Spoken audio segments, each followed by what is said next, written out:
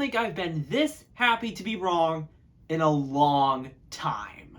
Rise, rise, pick up your weapon and face it. Rise, keep the attack, keep taking them back on the day. Rise, you keep chasing.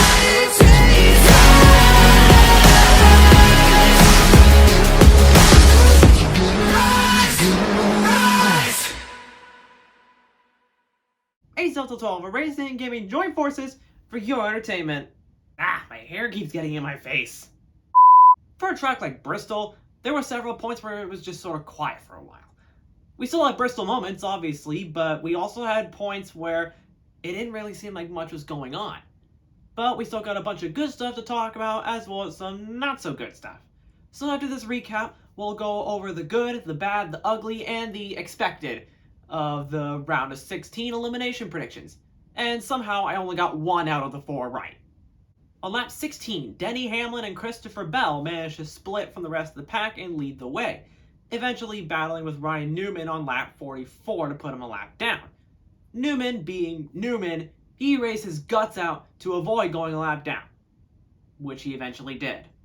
Kevin Harvick was unusually slow by the time we got to lap 58. Corey LaJoie got into the top 10 on lap 64, and on lap 69, AJ Allmendinger collided with Austin Cindric after hitting the wall. Cindric went airborne for like half a second, and obviously this crash brought out the caution. On lap 71, Denny Hamlin sped on pit road, Kyle Larson ran over equipment, and Chase Briscoe had a commitment line violation. Kevin Harvick continued to drop back as lap 95 rolled around, and we got a brief rain caution on lap 110. The rain didn't stick around, and we went back to green. Christopher Bell took the lead from Corey LaJoie on lap 116 and went on to win stage 1 on lap 125. On lap 138, the rain returned, this time bringing out the red flag. After that was lifted, we went back to green. Carson Hocevar brought the 42 car to the top 15 on lap 148. Christopher Bell put Joey Logano a lap down on lap 170, and Kyle Larson passed Bell for the lead on lap 175. That wouldn't last, as Bell took it back on lap 206. On lap 234, Carson Hocevar got into the top 10, a victorious feat for the 42 car. Kyle Busch was battling hard to stay on the lead lap on lap 243, trying to stay ahead of his former teammate, and if memory serves, he did stay on the lead lap as Christopher Bell won stage 2 on lap 250. Carson Hocevar got the 42 car to 5th. Makes me wonder if Legacy Motor Club should have hired this guy instead of John Hunter Nemechek. Who knows? Corey LaJoie made contact with Eric Jones on lap 263 before spinning out and collecting Joey Logano, Ty Dillon, and Ryan Newman. Notably, Joey Logano was towed behind the wall. After that incident, Ryan Preece joined Carson Hocevar in the How is this car doing this well club, as both the 42 and the 41 got back into the top 10 on lap 276. Ryan Blaney started falling back on lap 288, and on lap 298, it was officially confirmed that Joey Logano has DNF'd this race. Lap 309, Kevin Harvick went down 2 laps. Unless a miracle happens, which I doubt, he's not coming back from this. Martin Truex Jr. hit the wall on lap 362 and came down in front of oncoming traffic, which brought out the caution. Kyle Larson and Denny Hamlin battled for the lead on lap 370, Christopher Bell caught up to Kyle Larson on lap 397, and Carson Hocevar is still in the top 10 on lap 420. In the 42 car! The car that's had this as its biggest accomplishment prior to this point!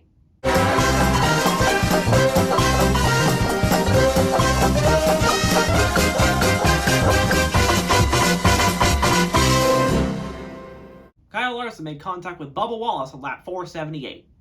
Oh no! Denny Hamlin surged ahead, winning the race, and then proceeded to say this in his post-race interview. I beat your favorite driver. And who would that be? All of them. Denny Hamlin did beat them all tonight. Dale Earnhardt is probably wondering, damn it, why did I think of that? A lot of people hate Denny Hamlin, but honestly, he doesn't care. And neither do I, because I like him. Carson Hocevar drove the 42 car to 11th. That's the best it's going to get this year, unless they somehow get him back in the 42 car for the next couple of races and he gets a top 10. It may happen. Now let's get to what I talked about earlier. The good, the bad, the ugly, and the expected of the eliminated drivers.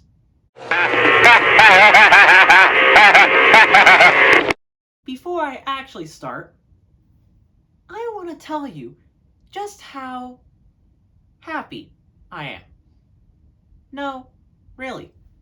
I was worried that he would have another usual deep playoff run and steal a third championship that he didn't deserve. But as usual, Logano proved me wrong. I was wrong on this one. I was wrong on Joey Logano having a good playoff run. And that, it makes me happy. It makes me very happy.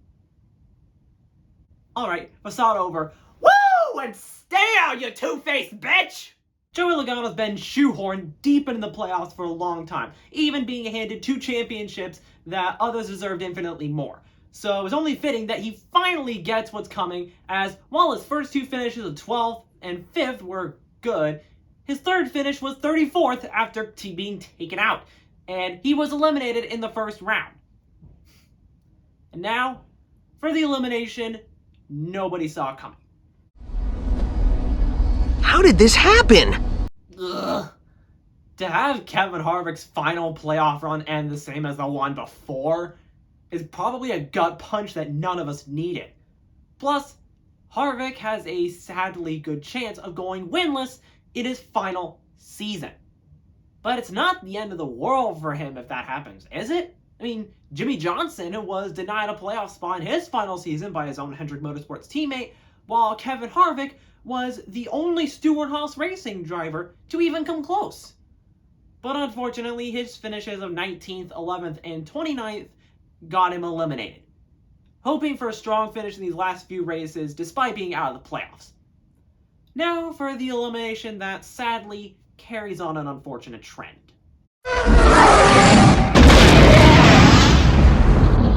Oof.